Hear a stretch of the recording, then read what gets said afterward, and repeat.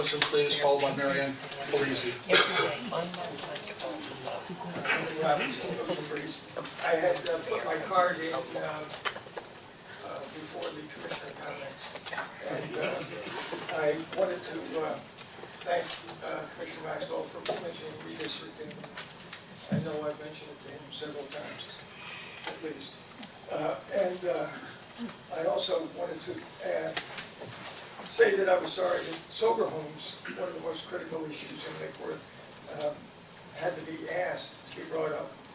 We're talking, Tallahassee doesn't seem government never seems to address the cause of sober homes is insurance. It's funded by insurance, and there seems to be no addressing the legislation to legislate insurance funding of the sober homes and how they're controlled. So I said the card went in before the comments. Yes, I am a candidate for your seat, and in no time ever did I make any disparaging remarks about you. I called you and you didn't return my call. Please direct your comments to the chair. Please direct your comments to the chair. Excuse me. That said, I am a candidate for your seat to minimize the prejudice that goes on between all of you. I want to bring balance and ideas and solutions, and I want to listen to all the concerns of penny tax and how when you weren't allowed to speak. So I'm sorry you made that comment in reference to me because it wasn't true. Thank you. Thank you. Mary Ann Polisi, please, followed by Monica. I hope I don't butcher this. Bellotti? You, right on. Did I get it right? Hi, Mary Ann Pelosi, 1529 South Palm Way. First, I'd like to thank all of you for your service. Commissioner Meyer, thank you for your service. I in no way meant any harm in my... Please direct your comments to the chair. Excuse me. God. She's not exchanging... They are the rules. The comments are made to the chair. I'm not excusing you. If you are not following the rules, Okay, you will excuse me. I'm chairing the meeting. Then you She's need not to do it. creating an issue. Okay, so both of you will she stand down. directs her comments, just like everybody, Did you to hear what I the chair. said? You'll stand down. Please proceed. Thank you. I am sorry that if you took it the wrong way, I just would like for him to have attended my South Palm Park meetings. My huge non-agenda item tonight is for the homeless. I had two people this week that truly were homeless. Broke my heart. I called I actually went, helped the man. He was probably late 60s, early 70s. I asked him if he wanted help. He desperately wanted help. I called the sheriff. They did respond. They talked to him. He asked me, he said, search my bags, because I said, if you're doing drugs or alcohol, we can't put you in a homeless shelter. He said he was not doing that at all. The poor man had not eaten for 3 days. Unfortunately, the sheriff couldn't do anything about it. So I ask that you contact the state and see if there's any way we can try to get help for the true homeless people. I understand there are homeless people out there that are not willing to abide by the rules and going to the suburb or to the houses, but it's to the Lewis house, and there are only like 67 beds in that, and it's just not enough for the people. Thank you. Thank you. Thank you. Monica Bellotti, please, followed by Todd Velez. Hi, Monica Bellotti, 915 North Palmwood. I didn't plan on speaking here tonight, but I remembered while I was sitting there that maybe I should share this story. My grandparents come down here for the winter, and on the morning of April 12th, I drove them back to the West Palm Beach Airport so they could fly back to New Jersey. They had been down all winter, and the windows had been open all winter without a problem.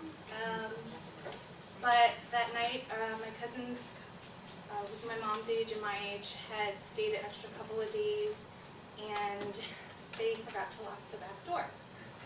So I heard my neighbor's child alarm on their gate beep for the pool at 4:30 in the morning. And I was like, well, I'm just gonna go back to sleep. They're probably letting the dog out.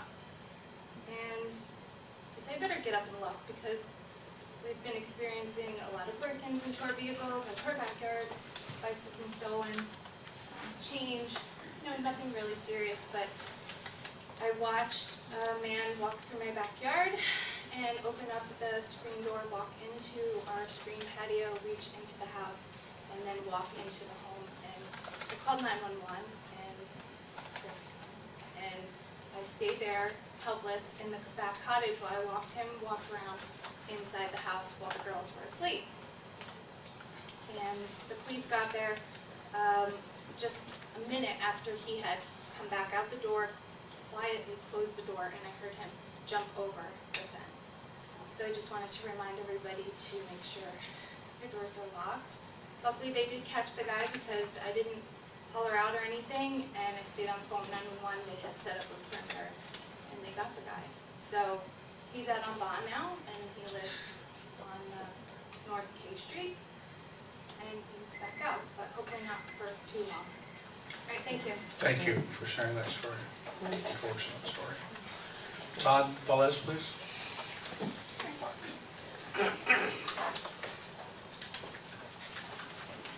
Hello, my name is Todd Velez, 811 South Conway here in Lake Worth. I spoke to Pam earlier about a proclamation, and in church you may think everyone gets along. We don't.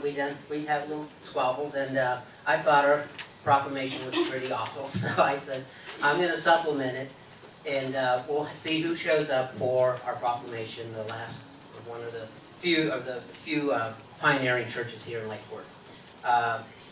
Lake Worth is writing a book. Any chapter titles: First Presbyterian Church in Lake Worth, the Church of Builders, which certainly take front and center.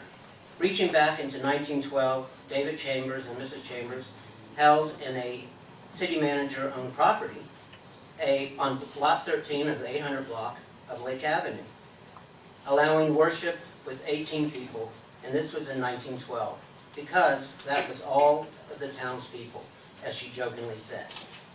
This is dedicated to the pioneers whose courage established a city, county, and state. The early settlers who planned and organized it, dedicated to the builders who developed it. The people of the present now who hold and trust its future. The church is a great influence in the community. Therefore, it needs your support. The church is one of the oldest established institutions throughout the world, and it may be known by other names, but whomever a temple, a cathedral, or a place of worship is established, it makes for a better city, a better neighborhood, a better people. The church represents a group of people like you and me. Its mission is to build body, soul, and spirit. It starts out with the children in training in better things in life. Thank you. Well, see you.